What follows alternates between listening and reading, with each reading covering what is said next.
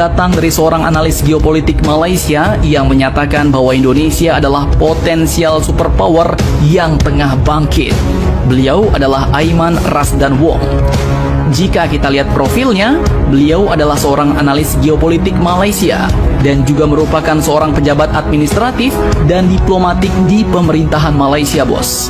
Bahkan beliau pun juga seorang penulis, di mana buku-buku karyanya banyak yang berbau geopolitik global. Salah satunya adalah buku yang berjudul Adikuasa yang mengulas apakah Indonesia akan berjaya bangkit sebagai superpower. Nah, berita terbarunya dikutip dari beberapa sumber berita berikut, dan admin juga kutip langsung dari akun Twitternya, bos. Ini dia.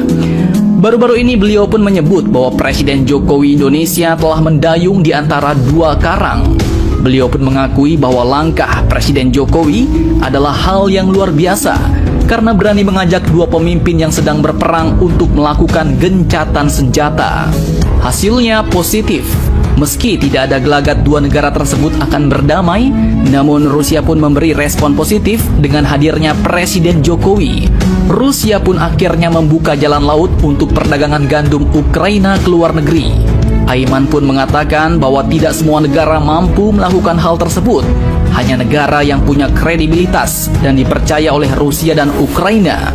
Terutamanya Rusia, bos. Jika Rusia tidak menganggap Indonesia, pasti Putin akan tanya, "Kau siapa?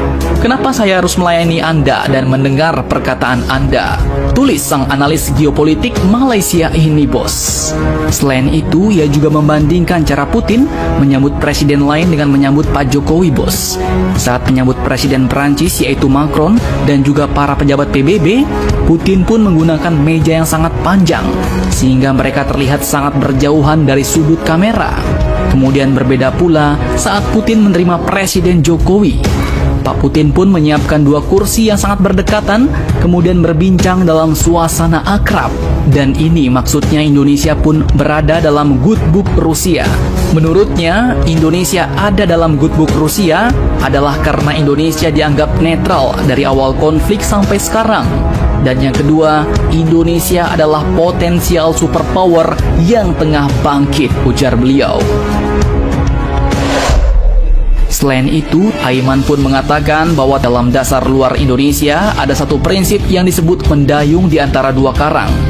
Indonesia pun dikatakannya ibarat orang yang tengah mendayung sampan, mencoba elakkan sampan daripada menabrak batu karang alias kuasa besar yang timbul di permukaan laut, ujar beliau. Nah, beliau pun juga mengatakan bahwa lawatan Jokowi kali ini bukan semata-mata ingin mendunia, bos, atau hanya ingin menunjukkan Indonesia hebat, tapi juga bertujuan untuk menyelamatkan persidangan G20 yang akan diadakan di Bali pada akhir November nanti.